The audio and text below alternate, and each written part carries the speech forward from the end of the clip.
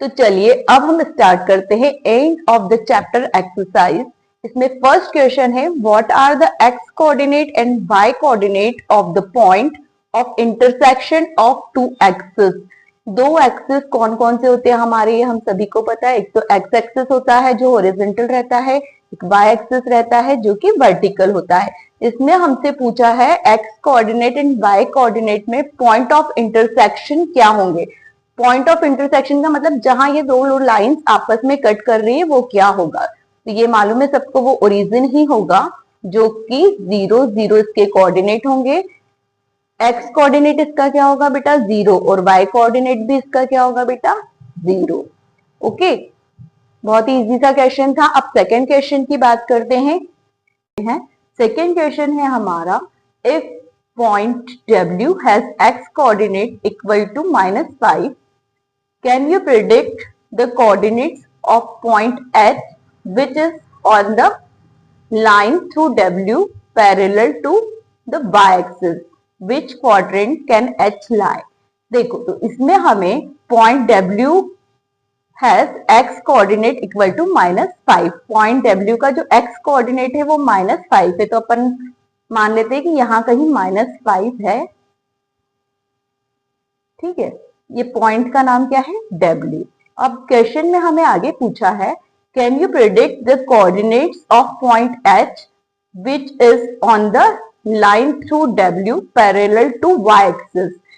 एक लाइन जो W से होके जा रही है और y एक्सिस के पैरेलल है, तो यहां हम पॉइंट W से होकर जाती हुई एक लाइन ड्रॉ करेंगे जो कि ये बाय एक्सिस है आपका, इसके पैरेलल है। ये देखिए दिख रही है सभी को।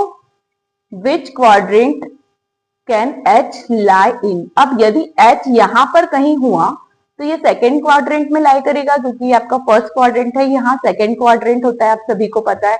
तो यहाँ H सेकेंड क्वाड्रेंट में लाई करेगा यदि वो H पॉइंट इस साइड है, और यदि H पॉइंट कहीं नीचे की साइड है तो वो थर्ड क्वाड्रेंट में लाई करेगा। तो H can lie second quadrant और थर्ड क्वाड्रेंट। ओके, अब हम थर्ड क्वेश्चन पे बात करते हैं बेटा। थर्ड क्वेश्चन है हमारा consider the points R 3, 0, A 0, -2, M -5, -2 and P -5, 2 if they are joined in the same order predict। First part में हमसे पूछा है two sides of RAMP that are perpendicular to each other। ठीक है, तो इसको हम ग्राफ पेपर पे पहले तो ड्रॉ करके देखते हैं ग्राफ पर कि किस तरह का फिगर बनता है, फिर हम इस पे बात करते हैं। तो हमें यहाँ पॉइंट्स ड्रॉ करने हैं। R पॉइंट हमारा है 3, 0, तो x एक्सिस पे 3 तक चलना है और y एक्सिस पे 0। तो यहाँ हमें एक पॉइंट मिला जो इसका नाम R है, इसके कोऑर्डिनेट्स है 3, 0। इसके बाद हमें एक A पॉइंट ड्रॉ करना है जिसके क्वाड्रेंट 0, -2 है। तो x एक्सिस पे तो आप 0 चले और y एक्सिस पे -2, मतलब यहाँ पे कहीं पॉइंट A मिलेगा हमको जिसके कोऑर्डिनेट्स हैं आपके 0, -2। इसी तरह हमें M भी प्लॉट करना है जिसके कोऑर्डिनेट्स है -5, -2। तो x एक्सिस पे -5 चले और y एक्सिस पे -2, तो यहां कहीं आपको मिलेगा आपका पॉइंट M जिसके कोऑर्डिनेट्स होंगे -5, -2। और भी हमें एक पॉइंट ड्रॉ करने को कहा है P जिसके कोऑर्डिनेट्स है -5, 2। तो x एक्सिस पे -5 चलना है, y एक्सिस पे 2 तक जाना है, तो यहाँ कहीं पॉइंट मिलेगा आपको P जिसके कोऑर्डिनेट्स है -5,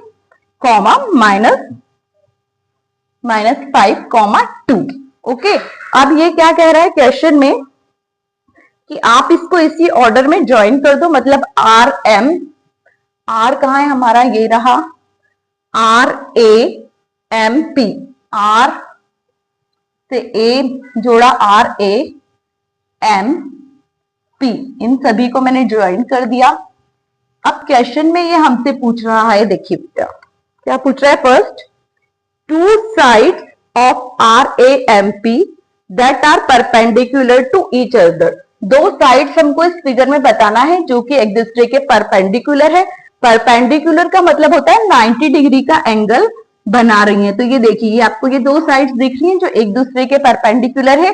तो हमारा फर्स्ट का आंसर हो जाएगा A M perpendicular to M P.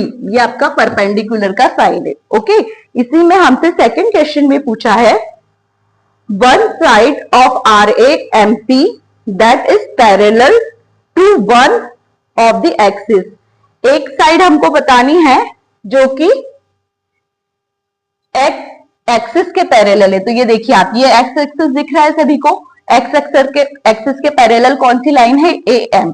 तो एक्स एक्सिस के पैरेलल आपके पास लाइन आ गई, ये पैरेलल का साइन है। एक्स एक्सिस के पैरेलल हमारे पास एम ए लाइन दिख रही है। और इसी तरह यदि हम वाई एक्सिस की बात करें तो वाई एक्सिस के पैरेलल कौन सी लाइन दिख रही है? ये वाई एक्सिस के पैरेलल ये लाइन दिख रही है एम पी सभी को। तो वाई एक्सिस के पैरेलल एम पी लाइन हो गई। अब हमें इसके बाद थर्ड क्वेश्चन में पूछा गया है इसके two points that are mirror image of each other in one axis, which axis will this be. दो पॉइंट्स ऐसे बताने हैं जो एक दूसरे के मिरर इमेज है। मिरर इमेज आप सभी को पता है, इधर से देखिए इधर से देखिए, मिरर में जिस तरह से इमेज दिखती है आप ये प्रिडिक्ट कर सकते हैं कि P और M एक दूसरे के मिरर इमेज है। ठीक है, क्योंकि यहाँ पे देखिए एक्स एक्सिस पे तो इनके कोऑर्डिनेट सेम है -5 -5, पर वाई एक्सिस पे देखिए इधर 2 है और इधर -2 है। इस तरह से ये एक दूसरे के मिरर इमेज बनाएंगे क्योंकि यहाँ साइन अपोजिट है।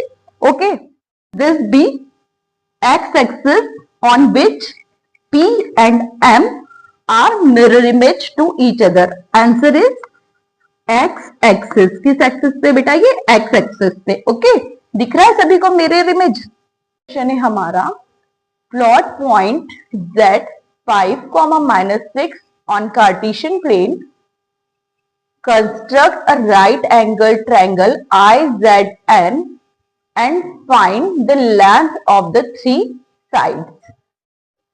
ये हमारा कार्टेशियन प्लेन है, इस पे हमें एक पॉइंट Z ड्रॉ करना है जिसके कोऑर्डिनेट्स है 5, -6।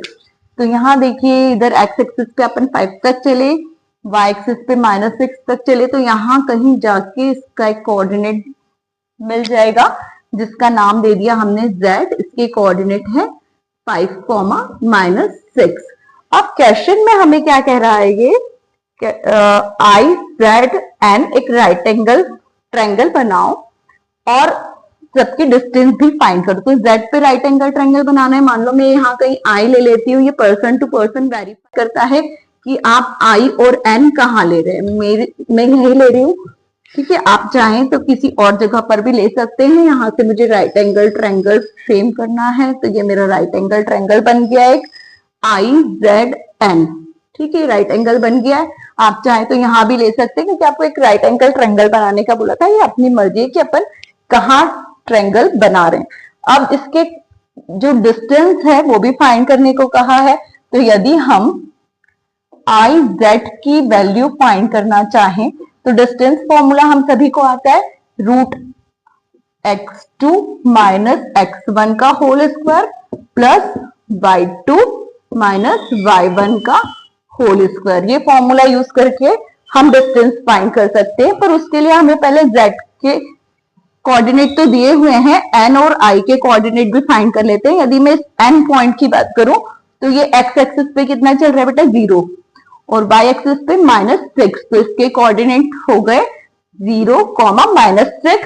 और यदि हम ये i पॉइंट की बात करें तो इसके कोऑर्डिनेट क्या हो जाएंगे? देखिए ये x एक्सिस पे कितना चल रहा है? 5 और y एक्सिस पे कितना चल रहा है? 0।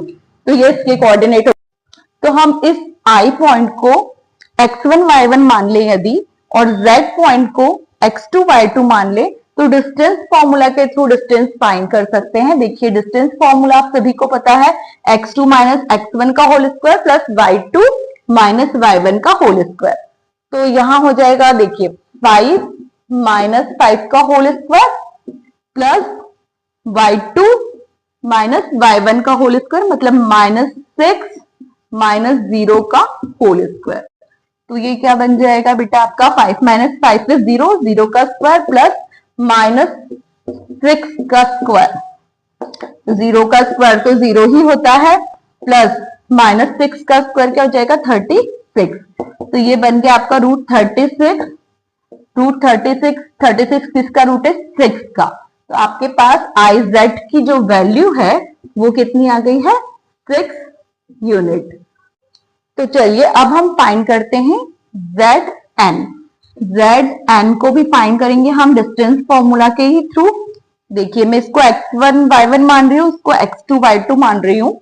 तो ये आपका हो जाएगा 5 माइनस 0 का होल स्क्वायर प्लस -6 माइनस -6 का होल स्क्वायर।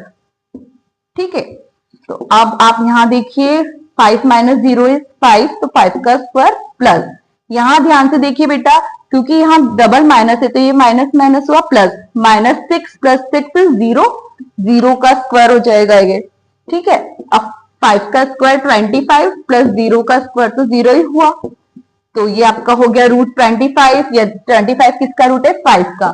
तो आपकी Zn की वैल्यू कितनी आ गई बेटा 5 यूनिट। ओके, इसी तरह हम In की वैल्यू भी फाइंड कर सकते हैं। अब हमें In की वैल्यू फाइंड करनी है, तो In के लिए भी आप ये डिस्टेंस फॉर्मूला का यूज करेंगे। मान लो मैं x1 y1 इसे मान लेती हूँ I पॉइंट को, और n को मैं मान रही हूँ x2 y2। तो ये हो जाएगा मेरा √x2 मीन्स 0 माइनस x1 मतलब 5 का होल स्क्वायर प्लस x2 क्या है आपके पास -6 माइनस x1 y1 0 का होल स्क्वायर। ओके, तो ये क्या बन गया हमारा 0 माइनस 5 इज -5 माइनस 5 का square 25 plus -6 minus 0 is equal to -6, फिर -6 का स्क्वायर फाइंड करोगे आप तो वो हो जाएगा 36। इन दोनों को अगर आप काउंट करो 25 प्लस 36 हो जाएगा आपका 61।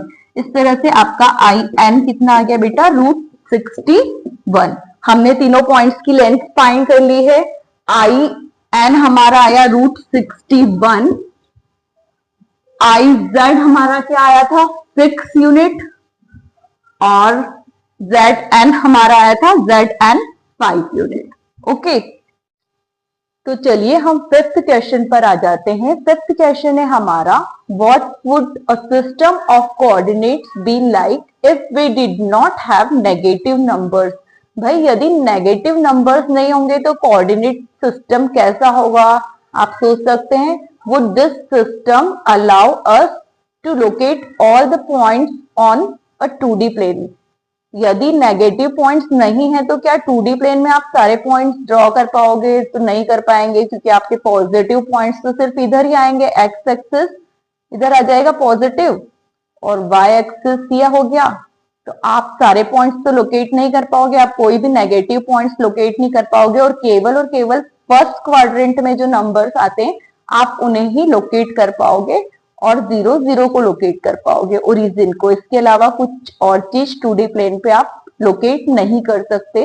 तो ये तो अच्छी बात नहीं होगी कि यदि नेगेटिव नंबर ना हो इस कार्टेशियन प्लेन पे। तो सिक्स्थ क्वेश्चन है हमारा are the points m -3, -4, a 0, 0 and g 6, 8 on the same straight line. Suggest a method to check this without plotting and joining the points. अब हमें पता लगाना है कि पॉइंट M, A और G क्या स्ट्रेट लाइन में है।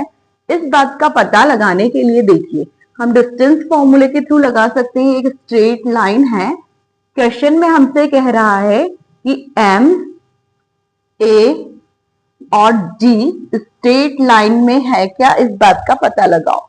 इसके लिए हमें देखना होगा कि यदि M A plus A G is equal to M G आ जाए, मतलब इन दोनों पार्ट्स का सम एम जी के इक्वल हो, तो लाइन स्ट्रेट होगी, अदरवाइज नहीं होगी। तो चलिए पता लगाते हैं हम एम ए पहले।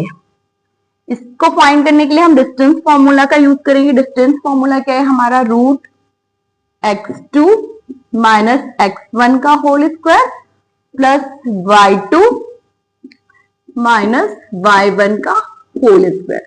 देखिए हमारे पास m के पॉइंट कोऑर्डिनेट्स दिए हैं -3 एंड -4, a के कोऑर्डिनेट्स दिए हैं 0 0 और g के कोऑर्डिनेट्स दिए हैं 6 8। अभी मैं बात कर रही हूं एम ए की, तो ये x1 y1 हो गया और ये a पर जो कोऑर्डिनेट्स है वो x2 y2 हो गए।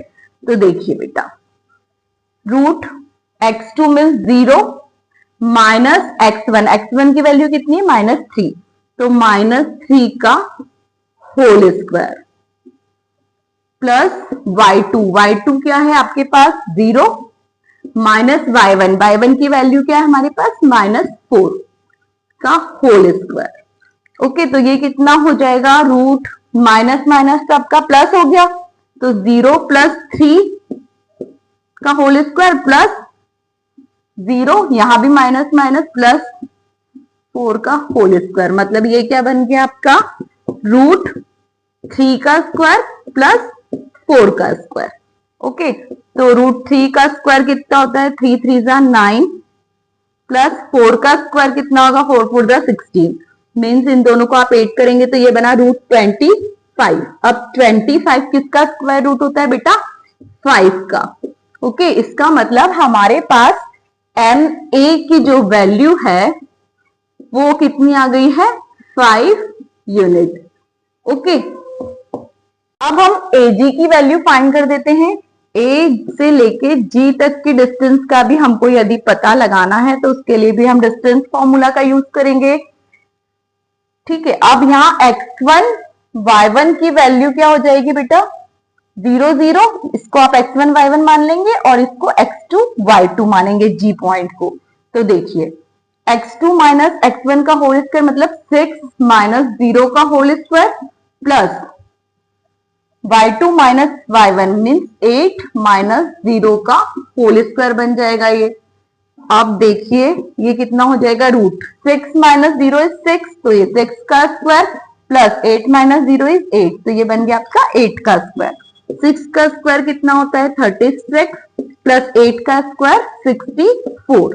इन दोनों को यदि हम ऐड करें तो आ जाएगा आपके पास 100। 100 किसका स्क्वायर रूट होता है बेटा, 10 का। तो आपकी एजी की वैल्यू कितनी आ गई, 10 यूनिट। ओके, इसी फॉर्मूला का यूज करके हम एम से लेके जी तक की डिस्टेंस भी फाइंड कर लेते हैं। अब देखिए बेटा, हमें एम जी की वैल्यू फाइंड करनी है। ये हमारा डिस्टेंस फॉर्मूला है। अब ये जो एम के कोऑर्डिनेट से ये हमारे x1 y1 बन गया और जो g के कोऑर्डिनेट है ये x2 y2 बन गया। ओके, तो अब हमें फॉर्मूले में वैल्यूज पुट करेंगे। x2 minus x1 means 6 minus minus 3, 6 minus minus 3 का होल स्क्वायर प्लस y2 क्या है आपके पास 8 माइनस y1 क्या होगा हमारे पास अब -4 का होल स्क्वायर। ओके, ये रूट आगे तक जाएगा साइन। ये कितना बन जाएगा बेटा, 6 माइनस माइनस प्लस 3 का होल स्क्वायर प्लस 8, यहां भी माइनस माइनस क्या हो गया प्लस 4 का होल स्क्वायर। इसे आगे सॉल्व करते हैं। देखो 6 प्लस 3 इज 9 मीन्स ये 9 का स्क्वायर हो गया और ये किसका हुआ 12 का स्क्वायर हो गया। 9 का स्क्वायर क्या होता है 81 एंड 12 का स्क्वायर क्या होता है 144। इन दोनों को यदि हम ऐड करेंगे तो क्या आएगा 215 का किसका स्क्वायर रूट है 15 का। ओके, मतलब mg की वैल्यू हमारे पास कितनी आ गई 15 यूनिट।